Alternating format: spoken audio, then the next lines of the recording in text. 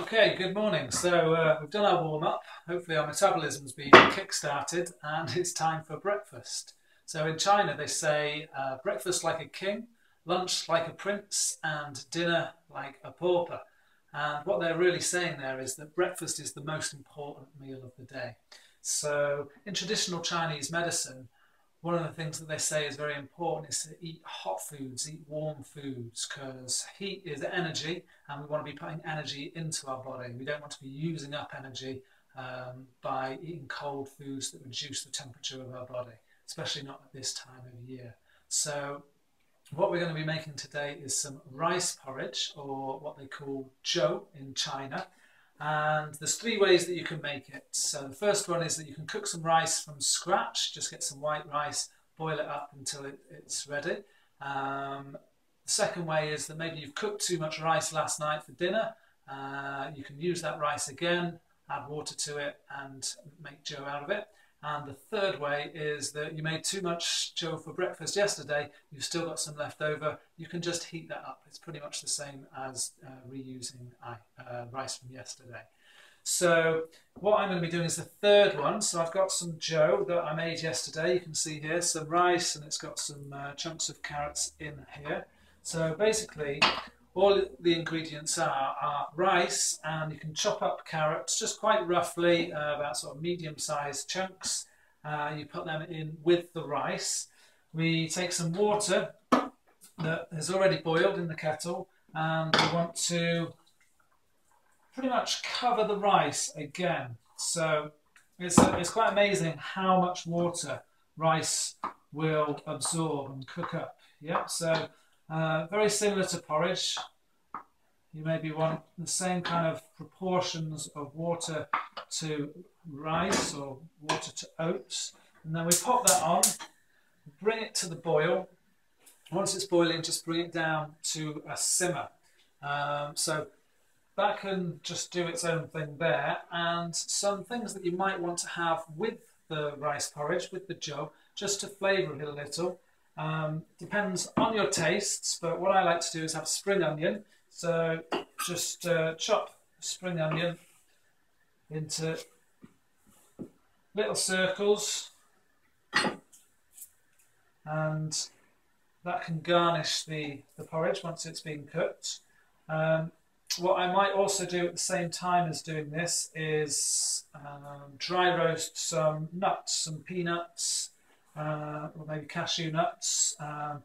Because of the time of the year, I've got a bag of what are they, salted various nuts, so I'll use those.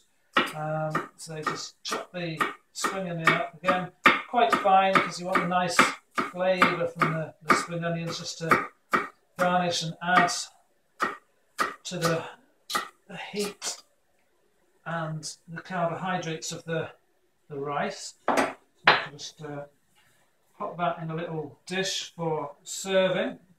Now, the other thing that in China they have a lot of with zhou is pickles. So I've got here some pickled radish. You can pick these sort of things up in the Chinese supermarket, probably in normal supermarkets these days. But if you like that kind of pickled flavour, you just need a little taste of it, but it makes the porridge a little bit less bland, which is good. And obviously a bit of soya sauce just to taste. You can sprinkle some salt in if you want. Now this is coming to a boil now, so we just stir it up. Make sure that the zhou doesn't stick to the bottom of the pan. Now it's boiling, you can just turn it down to a simmer. Yep, so obviously it's really important with rice that you've cooked before to really boil it quite vigorously. So you make sure it's boiling vigorously for 20 seconds, 30 seconds. Make sure it kills off any bacteria that might have grown. And then you can turn it down to that low simmer just to keep it warming, heating through, bubbling away. You keep your eye on it because just the same as with porridge, different people have different preferences about how thick or how runny the porridge is. So you keep your eye on it and just make sure it gets to the thickness and the consistency that you want. So put some of these in here.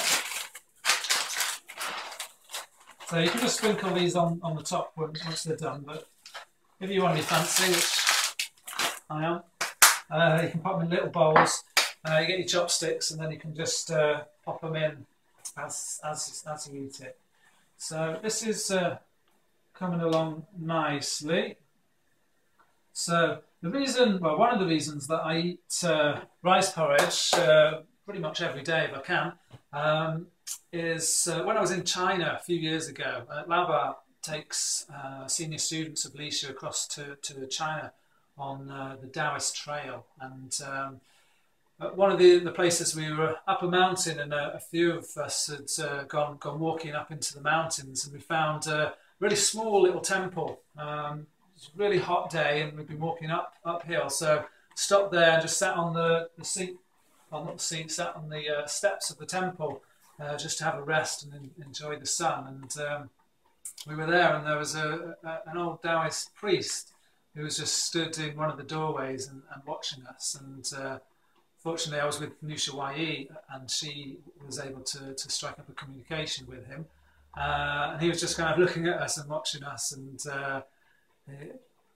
just like in an old movie, he offered some deep wisdom and insight into me and my personal character, and what I needed to do in order to sort of benefit my life going forwards. And what it was that he said to me was I should eat rice porridge on a daily basis. So I've pretty much tried to stick to that since then, and felt lots of benefits from it. So I recommend you give it a try. See how you feel eating hot, warm, savoury food at the start of the day. When you first start doing it, it maybe feels a bit weird if you've been used to having crunchy nut cornflakes for breakfast. But you will feel a lot better for it, and I reckon after a few days you'll want to keep doing this. Especially, as you can see, it really doesn't take that long. The best thing to do is cook some up the night before, cook some rice up the night before, and then in the morning it makes things a lot quicker. So obviously this is taking a little bit longer because I'm talking and showing you what's going on. So that's about ready. It's a little bit runny for my liking, but I would just let it boil for a little bit longer, but I will serve some up now. So just pop this in. As you can see, this is quite a runny version. You'll get an idea of what you like, and maybe put less water in to start with, maybe boil it for a little bit longer just to make it a little bit thicker. So let's have a look. If we turn the camera over, you can see. So there you go, rice porridge. We just take a few of these spring onions, just sprinkle them on top. A few of the nuts, sprinkle them on top. We take the soya sauce and just a little dash of soya sauce.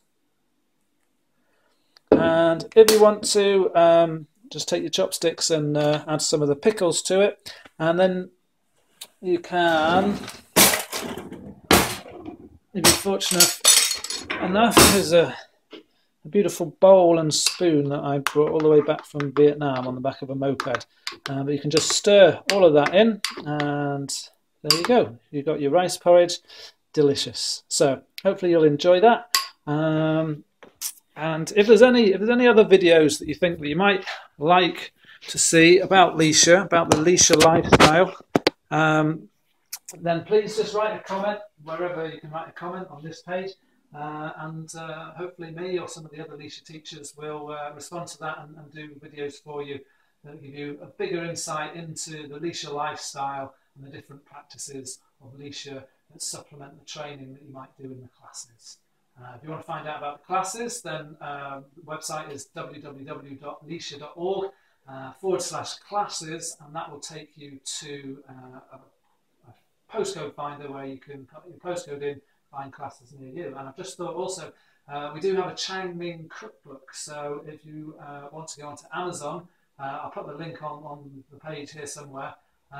You can download that from Amazon, and that's got loads of different Changming recipes, starters, soups, main courses, and yeah, feel free to go ahead and do that. Okay, thank you very much.